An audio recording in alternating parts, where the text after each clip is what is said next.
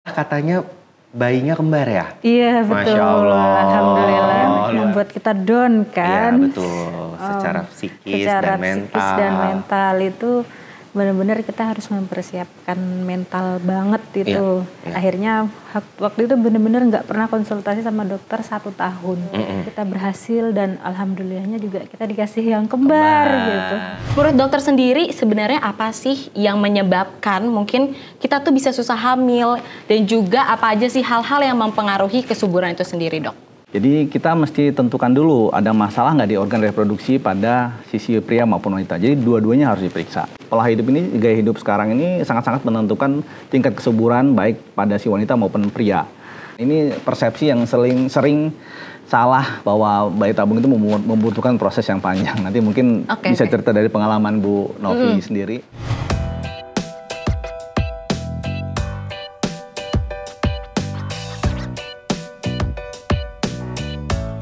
Halo Pak, kenalkan saya Rendra. Halo Ibu, sebelumnya saya dari pihak Halo Dokter Manajemen mengucapkan selamat atas keberhasilannya Ibu Novi. Saat ini kalau saya boleh tahu usia kandungannya berapa bulan? 7 bulan memasuki 8. 7 bulan memasuki 8, alhamdulillah berarti sebentar lagi ya due date-nya ya. Nah, kira-kira pasti kami dari pihak Halo Dokter cukup senang dengan keberhasilan ini dan mungkin ada beberapa pertanyaan juga dari pihak kami pengen tahu gimana perasaan Bapak Soeharto dan Ibu Novi setelah menjalani semua fase-fase dan step-step. Kalau saya tidak salah, mohon maaf, usia pernikahan berarti saat ini katanya dari 2018 ya? Iya, dari 2018. 2018 berarti itu kurang lebih sudah 6 tahun ya? 6 tahun akhirnya setelah 6 tahun berhasil. Alhamdulillah. Alhamdulillah, karena pasti di luar sana juga banyak yang sama seperti Pak Soeharto dan Ibu Novi ingin hadir buah hati dambaan mereka di kehidupannya mereka kan. Jadi mungkin saya sedikit bertanya, kira-kira saat ini apa harapan Pak Soeharto dan Ibu Novi untuk kelahiran bayinya nanti ketika sudah melahirkan? Harapannya ke depannya seperti apa? Mungkin dari siapa dulu nih? Ibu dulu. Boleh, silakan. Harapannya sih ibunya sehat, anak-anaknya juga sehat. Amin, ya Allah. Baik jasmani ataupun rohani. Betul. Gitu ya, dan disempurnakan segalanya. Amin, amin ya Allah. Mungkin setelah nanti kita semua berdoa ya semoga persalinannya semua berjalan lancar, ibu dan bayinya sehat. Nah setelah itu mungkin harapannya, kalau saya nggak salah katanya bayinya kembar ya? Iya betul. Masya Allah. Alhamdulillah. Luar biasa. Penantian 6 tahun sekali dikasih sama Allah kembar. Iya betul. Nah, alhamdulillah. Cowok cewek. Wah, alhamdulillah. Cowok cewek. Mantap. Anugerah luar biasa. Jadi nggak sia-sia ya Pak ya menunggu 6 tahun. Nah mungkin setelah nanti si bayi lahir, mungkin untuk masa depannya, apakah perkembangannya, apa kira-kira harapan dari Ibu Novi? Ya, diharapkan sih menjadi anak yang soleh-soleha tentunya. Amin. Anak yang bisa berguna untuk agamanya. Amin. Kemudian dia juga bisa yang terbaik untuk negaranya, untuk bangsa kita gitu. Amin, ya. Amin, amin, amin. Kalau kita berdua suka belajar, semoga anak kita juga suka belajar. Gitu. Iya nih tadi saya juga dapat bisikan dari tim katanya ibu seorang guru ya. Iya betul. Semoga anaknya juga biasanya kalau seorang anak tuh yang saya tahu katanya filosofinya biasanya daya berpikirnya ikut ibunya katanya. Semoga akan cerdas juga kayak ibunya. Amin. Nah, kalau Bapak gimana Pak harapannya Pak? Selain dari persalinan pasti kita berdoa semuanya di sini persalinan berjalan lancar, ibu dan bayinya sehat. Apa kira-kira doa lainnya? pastinya ya mudah-mudahan bergunalah bagi bangsa ini anak kita. Amin. Terus dimudahkan jalannya, rezekinya lancar. Amin ya Allah. Oke, mungkin rezeki kedua orang tuanya juga semakin lancar ya setelah anaknya mau dilahirkan, membawa rezeki dan membawa kebahagiaan. Berkah, gitu Betul, kan. membawa kebahagiaan juga untuk keluarganya. Amin. Mungkin kan mengikuti program IVF ini sekitar 2 tahun yang lalu. Iya. Mungkin apa sih perasaan yang pengen disampaikan mungkin dengan adanya program IVF ini? Karena kita semua tahu mungkin semua itu sudah takdir dari Tuhan. Tapi dengan program IVF ini kira-kira apa perasaan yang ingin diungkapkan Ibu Novi ataupun Pak Soeharto tentang program ini? Kalau untuk mengikuti IVF ini, kita tuh harus punya mental yang kuat gitu ya. Karena kita kan udah pernah gagal 1 kali Ya. di tahun 2022. Oke. Kita udah kepedean banget gitu. Ini teknologi yang canggih gitu kan. Terus kita udah rahim oke, embrio oke gitu. Semuanya udah oke gitu. Kemudian kita berpikir pasti berhasil gitu Ya. kan. Kita kayak berpikir 100% berhasil gitu kan. Tapi kan ternyata embrio itu tidak menempel di rahim gitu. Nah, akhirnya membuat kita down kan. Ya, betul. Secara psikis dan mental. Psikis dan mental itu benar-benar kita harus mempersiapkan mental banget itu. Ya. Akhirnya waktu itu benar-benar nggak pernah konsultasi sama dokter 1 tahun. Itu karena saya memulihkan mental betul. diri saya sendiri gitu. Jadi saya berpikir kalau sudah mental saya kuat baru saya kembali ke dokter. Gitu. Akhirnya di tahun ini kemarin udah siap mental, udah persiapan hidup sehat juga, baru kita kembali ke Dokter Wisnu. Gitu.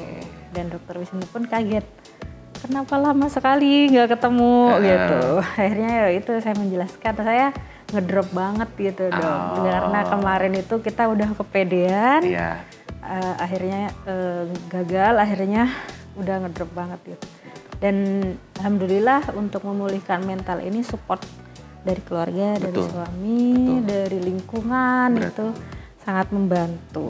Dan ketika yang kedua ini alhamdulillahnya kita meyakini teknologi itu, tapi kita jangan terlalu 100% bahwa itu berhasil karena di antara itu ada campur tangan Tuhan gitu. Dan alhamdulillahnya kita udah berpasrah, seperti kita udah berusaha, tapi tetap takdir yang menentukan gitu. Akhirnya alhamdulillah, waktu itu kita udah berhasil ataupun enggak, kita terima gitu. Akhirnya alhamdulillah karena memang sudah jalannya, memang sudah rezekinya. Kita berhasil dan alhamdulillahnya juga kita dikasih yang kembar gitu. Dan alhamdulillahnya lagi dikasihnya langsung lengkap cowok cewek gitu. Jadi kayak kita sudah melewati fase mengikhlaskan diri gitu selain berusaha. Gitu. Waktu itu pertama kali dapat kabar akhirnya positif hamil, senangnya luar biasa dong ya. Itu taunya di rumah sakit apa memang di rumah udah tes pack duluan? Di rumah sakit. Oh, di rumah sakit. Iya, jadi pas tahu itu usia kandungan berapa minggu?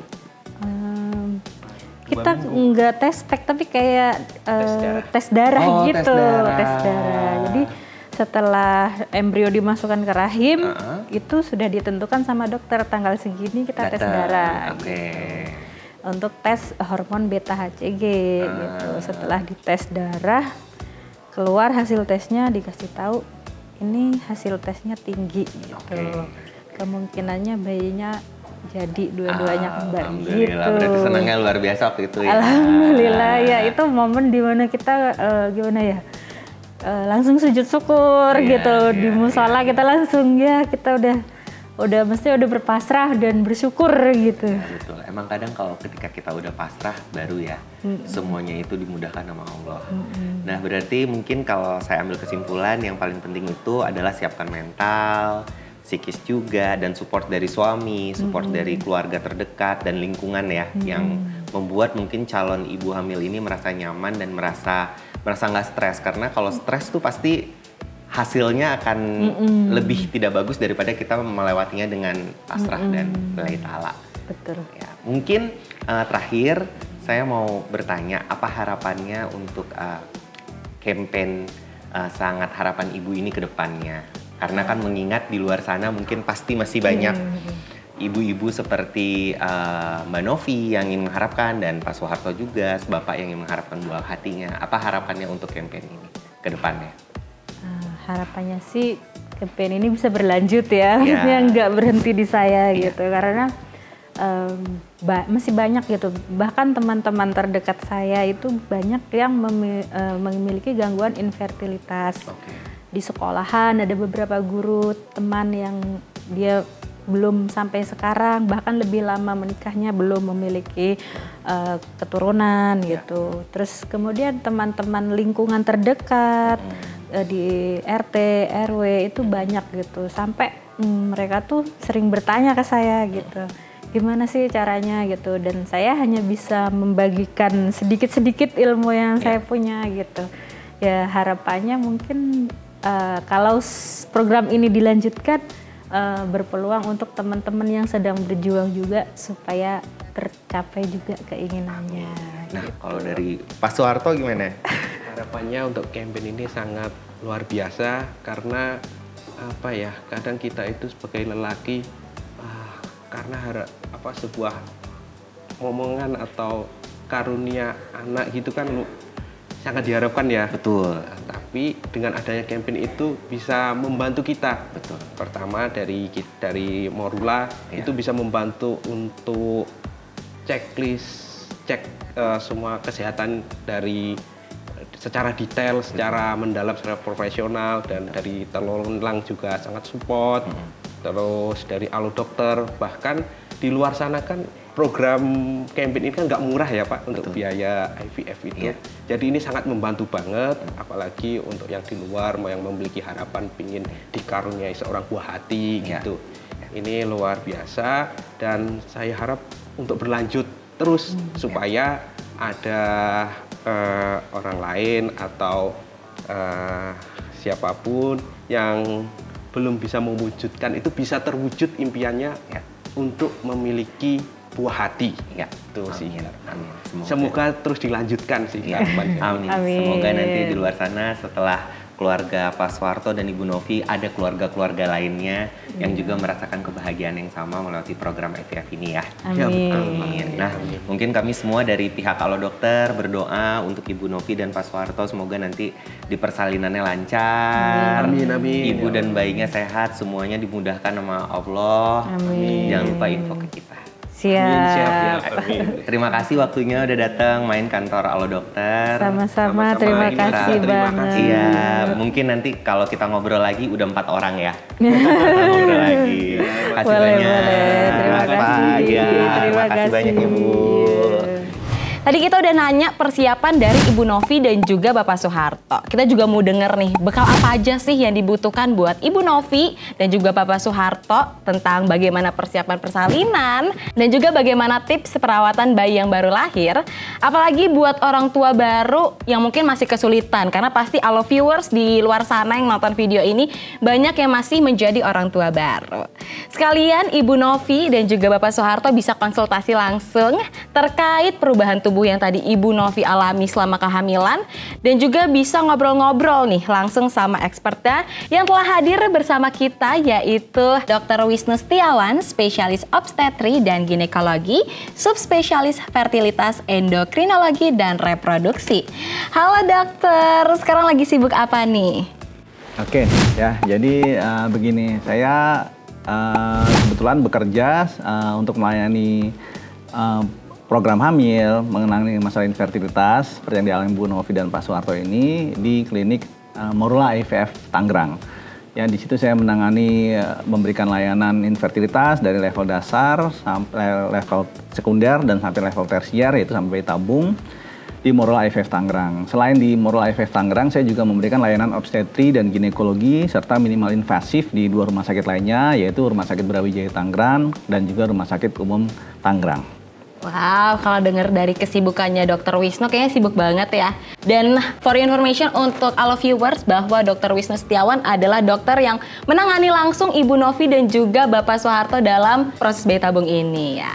Nah dokter, aku juga mau nanya nih, kalau tadi kan kita udah ngobrol-ngobrol sama Ibu Novi dan juga Bapak Soeharto tentang bagaimana sih journey-nya, terus juga apa aja sih yang dialami selama kehamilan ini gitu kan ya.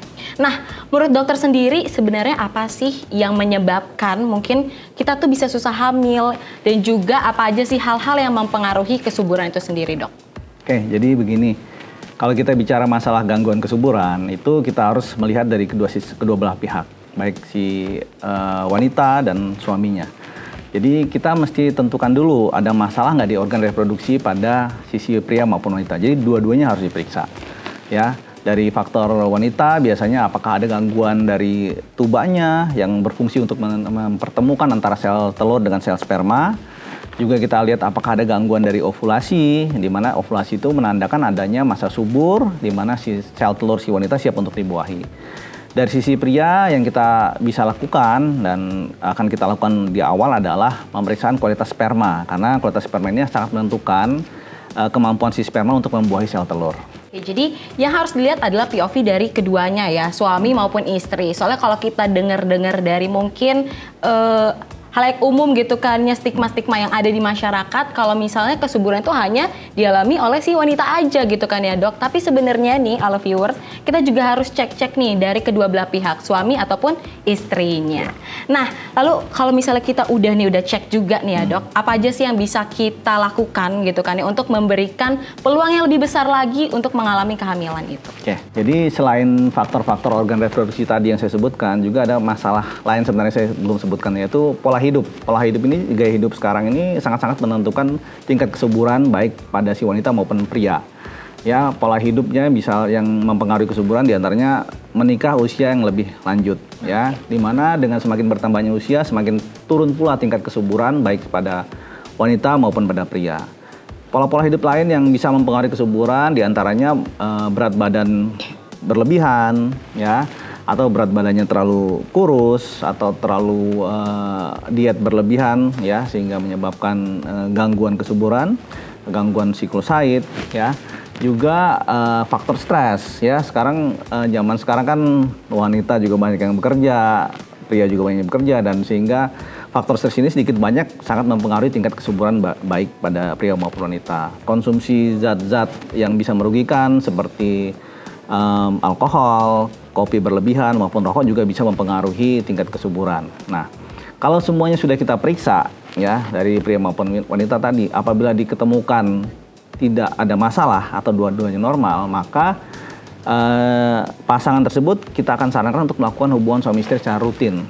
Ya, 85% pasangan yang menikah selama satu tahun apabila melakukan hubungan suami istri secara rutin, ini akan berhasil mendapatkan keturunan.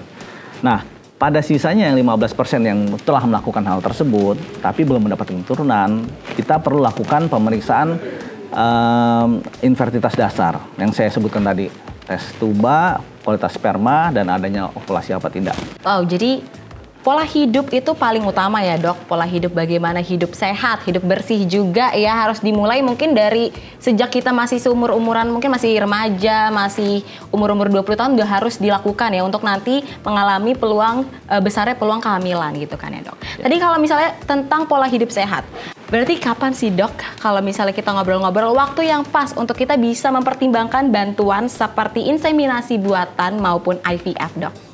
Oke. Jadi promil itu sebenarnya ada beberapa tahapan ya. Yang pertama kita cari dulu penyebabnya atau masalahnya apa sih yang membuat pasangan ini belum bisa mendapatkan keturunan. Kalau kita temukan dari semuanya normal, kita bisa coba cara alami selama 1 tahun. Apabila cara alami belum juga membuahkan hasil, kita bisa naik ke level berikutnya. Tergantung penyebab tentu saja. Apabila masalahnya adalah di gangguan ovulasi, kita bisa berikan obat-obat penyubur atau dalam istilah medisnya induksi ovulasi. Kita bisa coba 3-6 siklus.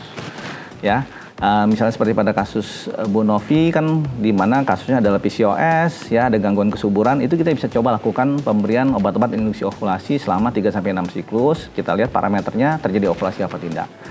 Apabila cara kedua itu juga belum berhasil, kita bisa pikirkan untuk melakukan tindakan inseminasi buatan. Apa sih sebenarnya inseminasi buatan itu? Jadi inseminasi buatan itu adalah kita memberikan obat-obat penyubur pada si ibu untuk memperbesar sel telur. Kemudian masa suburnya bisa kita tentukan kapan masa subur itu akan terjadi. Nah, pada hari masa subur itu sudah ditentukan, kita lakukan pengambilan sperma suami. Kemudian sperma ini kita olah sedemikian rupa dan kita masukkan ke dalam kateter dan kita bantu tempatkan sperma tersebut di rongga rahim ibu. Jadi prinsipnya adalah mendekatkan sel sperma dengan sel telur. Jadi dia melewati berbagai barrier alami seperti keasaman vagina, lendir di mulut rahim, dan kita bantu sperma itu supaya langsung berada di rongga rahim sehingga jarak untuk pertemuan antara sel sperma dan sel telur semakin dekat.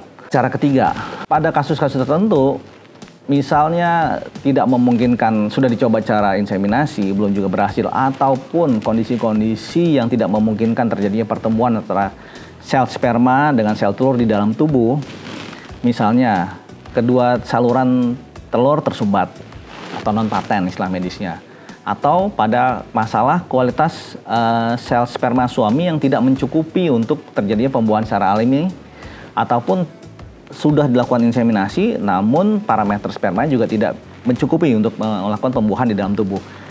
Ataupun pada kasus-kasus terjadinya distorsi anatomi yang berat seperti kasus endometriosis, kita perlu pikirkan cara terakhir, yaitu dengan IVF atau in vitro fertilisasi atau bahasa Indonesia bayi tabung. Nah, dengan teknik bayi tabung ini bisa mengatasi berbagai kendala pertemuan antara sel sperma dengan sel telur yang terjadi dalam tubuh. Kita pertemukan antara sel sperma dari suami dengan sel telur dari si ibu di luar tubuh di laboratorium.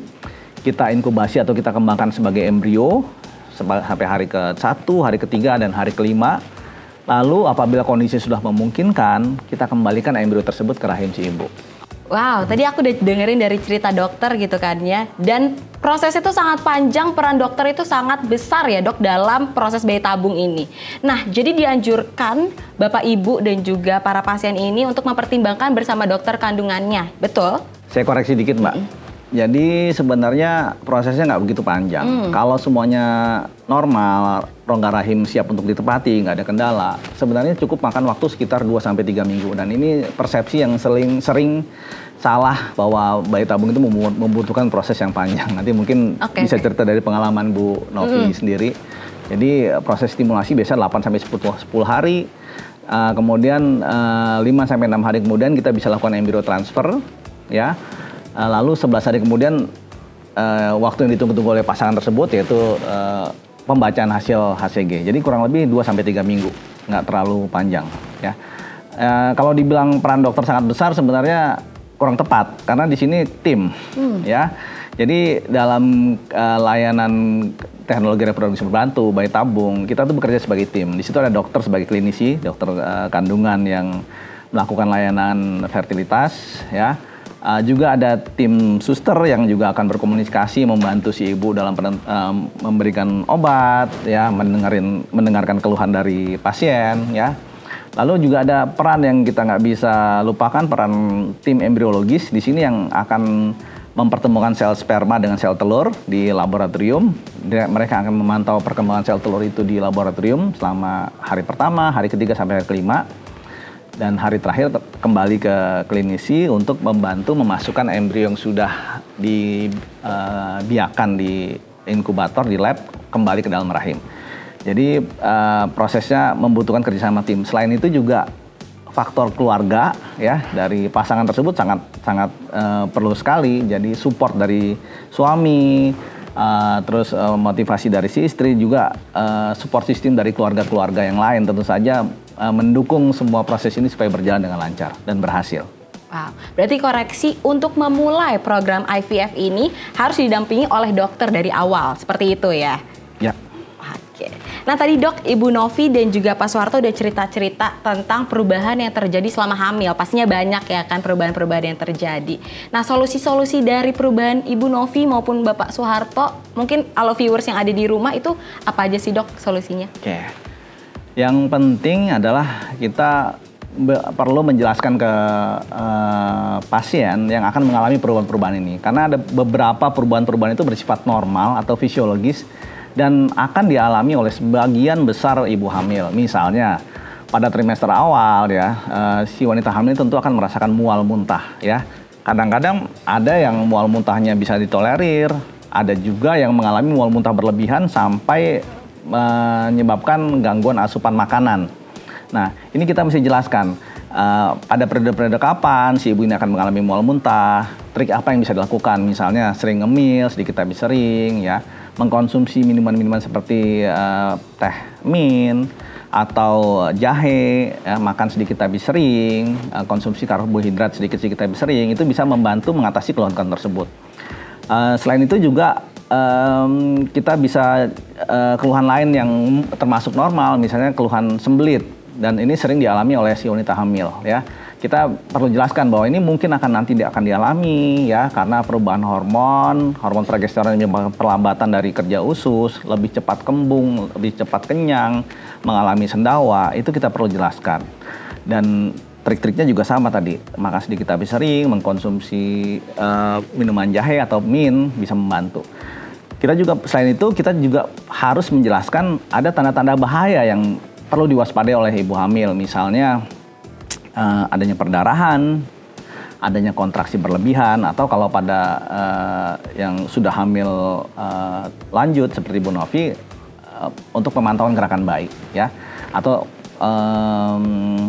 tanda-tanda persalinan yang nanti akan dihadapi, ya. Jadi banyak hal-hal yang perlu diketahui oleh ibu hamil mengenai tanda-tanda normal, keluhan-keluhan apa yang sering dialami dan maupun tanda-tanda bahaya yang mesti diwaspadai. Jadi banyak waspadanya juga dan juga harus lebih sering untuk konsultasi berarti ya solusi-solusi tadi perubahan-perubahan yang ada gitu kepada dokter. Nah dok, menjelang HPL apa sih yang perlu disiapkan oleh ibu hamil bersama suaminya dok? Oke. HPL atau hari perkiraan lahir atau taksiran partus ya. Jadi itu mesti diketahui. Taksiran partus itu artinya usia kehamilan si ibu sudah mencapai 40 minggu. Kapan sih bisa terjadi persalinan? Itu biasanya 38 sampai 40 minggu. Pada periode-periode itulah bisa terjadi persalinan baik mau secara alami, mau induksi ovulasi maupun operasi seksio sesaria ya. Nah, jadi yang mesti dipersiapkan nggak cuma ibunya aja ya, sama bapaknya juga bantu mempersiapkan adalah perlengkapan persalinan ya. Biasanya kami selalu anjurkan ibu nih siapin travel bag atau satu tas yang mobile gampang dibawa ya. Perlengkapannya misalnya siapin daster, siapin sarung, siapin pembalut wanita, siapin perlengkapan bayi, topi bayi, breast pump kalau ada ya, sarung segala macem ya. Kalau anak yang perempuan siapin anting, kalau mau pasang langsung di rumah sakit lebih gampang misalnya seperti itu. Itu perlengkapan yang mesti dipersiapkan. Selain itu juga si ibu ini sudah harus bisa menentukan mau bersalin di mana.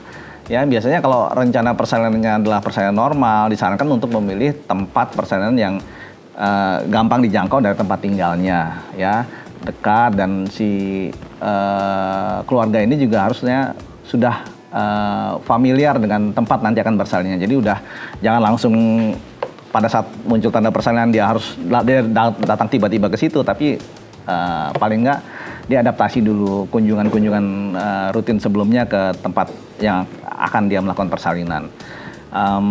Selain itu edukasi mengenai tanda-tanda persalinan apa aja sih, mules-mules atau kontraksi-kontraksi, bagaimana membedakan dengan kontraksi palsu, keluar lendir darah, keluar air-air, dan juga yang lain adalah pemantauan gerak bayi. Oke dok, tadi luar biasa banget ilmu barunya. Jadi kita juga tahu bahwa persiapan untuk kelahiran itu banyak sekali ya. Halo viewers di rumah boleh disiapkan juga.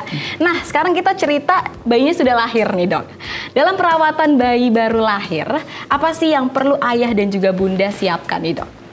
Oke, jadi kita udah sampai ke momen dimana bayi udah lahir nih. Nah si ibunya nggak berhenti belajar nih. Tadi udah belajar caranya hamil, perjuangan dari mau hamilnya dulu ya. Terus menjalani masa kehamilan, menjalani persalinan. Nah bayinya udah lahir, mau diapain sekarang? Banyak lagi yang mesti dipelajari oleh si ibu hamil dan keluarga tentunya. Yang pertama misalnya bagaimana menyusuin benar, berapa kali ya. Kalau Kalau alangkah bagusnya kalau si ibu ini bisa menyusui dengan ASI eksklusif apabila produksi air susunya mencukupi dan bayi tidak ada gejala-gejala dehidrasi ya. Nah, nanti tentu saja ini harus berkonsultasi lebih banyak juga dengan klinik-klinik kesaksian yang ada, dengan dokter anak, bagaimana cara posisi menyusui bayi yang benar ya. Pada umumnya kalau dengan ASI eksklusif itu bayi dianjurkan untuk disusui tiap 2-3 jam sekali. Ya, jadi ataupun pada saat tiap kali bayi meminta on demand istilahnya, ya itu dari menyusui. Terus nanti si ibunya kan Ibu Novi ini bekerja ya, ngajar ya, dia juga akan belajar bagaimana cara menyimpan ASI-nya sehingga nanti kalau pas dia misalnya bekerja dia tetap bisa menyimpan ASI-nya. Jadi ASI itu bisa disimpan ya, bisa disimpan. Kalau kita simpan di suhu biasa itu 4 jam sudah harus tidak bisa digunakan lagi. Kalau kita misalnya bekerja punya cooler bag dengan ice bag itu bisa sampai 1 kali 24 jam. Kalau ditaruh di chiller, tapi jangan di sisi pintu ya, yang di sisi agak dalam itu bisa bertahan sampai dengan 4 jam. Kalau di freezer itu bisa sampai 3-6 bulan. Nanti ada caranya lagi bagaimana cara menghangatkan ASI yang sudah disimpan di dalam pendingin. Itu cara menyusuin. Yang kedua, mandiin bayi. Ini belajar lagi si ibunya. Biasanya sih bayi 2-3 minggu pertama sebelum tali pusatnya puput itu cukup dilakukan waslap saja. Perawatan tali pusatnya bagaimana bisa dengan alkohol 70% ataupun dengan air sabun ya. Kalau setelah tali pusatnya puput biasa bayi sudah bisa mulai dimandikan. Nah, ini juga agak-agak challenging juga ya buat ibu-ibu baru, kadang-kadang stres. Jadi juga perlu dipelajari bahwa cara memandikan bayi itu cukup unik ya. Jadi suhunya harus suhu air yang hangat ya, dan biasanya nggak usah sering-sering ya, cukup 2-3 kali seminggu memandikan bayi ya. Tapi yang mesti rutin dilakukan adalah membersihkan kotoran bayi ya. Tiap kali udah ada kotoran dibersihkan supaya tidak terjadi iritasi menggunakan tisu basah. Kapan mengganti popok? Popok tuh juga biasanya kalau pakai popok kain tiap basah harus diganti. Kalau popok yang dijual di pasaran mungkin bisa 2-3 jam atau paling lama maksimal 4 jam harus ganti. Dan masyarakat kita sangat familiar dengan penggunaan minyak telon ya. Minyak telon ini banyak manfaatnya untuk bayi-bayi yang baru lahir, di antaranya menghangatkan bayi, menghindari gigitan nyamuk, menenangkan bayi pada saat dipijat, mengurangi keluhan kembung atau nyeri pada perut bayi, mengurangi gejala eksim, dan melembabkan kulit bayi. Oke, jadi setelah melahirkan pun ibu juga harus banyak belajar ya dok ya. Dan semoga tadi Ibu Novi dan juga Pak Soeharto setelah penjelasan dari Dr. Wisnu Setiawan kita bisa dapat ilmu baru. Dan juga pastinya untuk all viewers di rumah yang akan menjadi ayah ataupun ibu bisa mendapatkan ilmu baru. Oke dokter, terima kasih banyak atas penjelasannya. Kita juga udah ngobrol panjang lebar. Semoga ilmu-ilmu tadi bisa bermanfaat untuk all viewers di rumah. Dan sekarang kita akan kembali ngobrol-ngobrol lagi bersama Ibu Novi dan juga Bapak Soeharto. Terima kasih banyak sekali lagi dokter. Sama-sama. Sekarang kita akan kembali untuk ngobrol-ngobrol sama Ibu Novi dan juga Bapak Soeharto. Tadi kita udah dengar ya, Bapak Ibu udah dengar dari Dr. Wisnu tentang tips-tips nih. Nah, setelah tadi dengar tips-tips, udah apa aja sih yang Ibu sama Bapak lakukan menjelang kelahiran dede bayi? Untuk persiapan kelahiran, banyak sih yang kita persiapkan, seperti beberapa ilmu untuk merawat bayi, kemudian juga persiapan perlengkapan untuk ibu dan juga bayinya, seperti popok, baju bayi, kemudian juga minyak telon lang, kemudian berbagai macam skincare untuk bayi, seperti itu. Semenjak kehamilan itu kan aku nggak bisa mencium bau-bau yang parah gitu ya. Tapi kebetulan banget aku tuh suka dengan baunya balsem ya, balsem telon lang itu di rumah sampai banyak banget gitu. Dan ketika aku mual-mual morning six pusing, aku alhamdulillah bisa diredakan dengan balsem telon lang gitu. Wow, ternyata pakai balsem telon lang gitu kan ya. Aku juga setuju banget nih sama Ibu Novi dan juga Bapak Soeharto tentang perlengkapan bayi. Tentunya perlu disiapkan sejak jauh-jauh hari nih, mulai dari pakaian, popok, dan juga perlengkapan bayi hingga ke minyak telan. Nah, buat all viewers yang belum tahu, minyak telan itu merupakan produk yang sudah digunakan secara turun-temurun oleh para orang tua di Indonesia untuk menjaga kehangatan tubuh si bayi. Sama seperti Ibu Novi dan juga Bapak Soeharto, aku juga pilih Tlong Plus untuk si kecil di rumah. Sebab Tlong Plus memiliki campuran minyak esensial seperti minyak kayu putih, minyak zaitun, minyak kelapa, minyak chamomile, dan minyak anis yang menjaga kehangatan tubuh si kecil. Udah gitu, Tlong Plus juga mengandung senyawa natural Rodinol yang bisa menjaga kulit bayi dari gigitan nyamuk hingga 10 jam. Cocok banget untuk bayi-bayi yang tinggal di daerah tropis seperti di Indonesia. Yuk, temukan Tlong Plus di Caplang Official Store pada e-commerce kesayangan calon ibu dan ayah sekalian. Terima kasih banyak kepada program Sangat Harapan Ibu, Tlong dan banyak pihak terkait. Akhirnya aku bisa melihat senyuman dari pasangan suami istri yang menantikan si buah hati. Aku juga ingin mengucapkan terima kasih banyak kepada Ibu Novi dan juga Bapak Soeharto yang sudah menyempatkan waktunya nih untuk ngobrol-ngobrol dengan kami tim Ala Talks pada episode kali ini, yaitu harapan Ibu Novi dan Ayah Soeharto menjadi orang tua akhirnya terwujud. Terima kasih juga untuk Ala viewers yang sudah menyaksikan podcast kali ini hingga selesai. Sampai jumpa lagi di Ala Talks episode berikutnya. Jangan lupa untuk like, comment, share, dan subscribe channel YouTube Ala Dokter. Bye-bye, hidup sehat bersama Ala Dokter.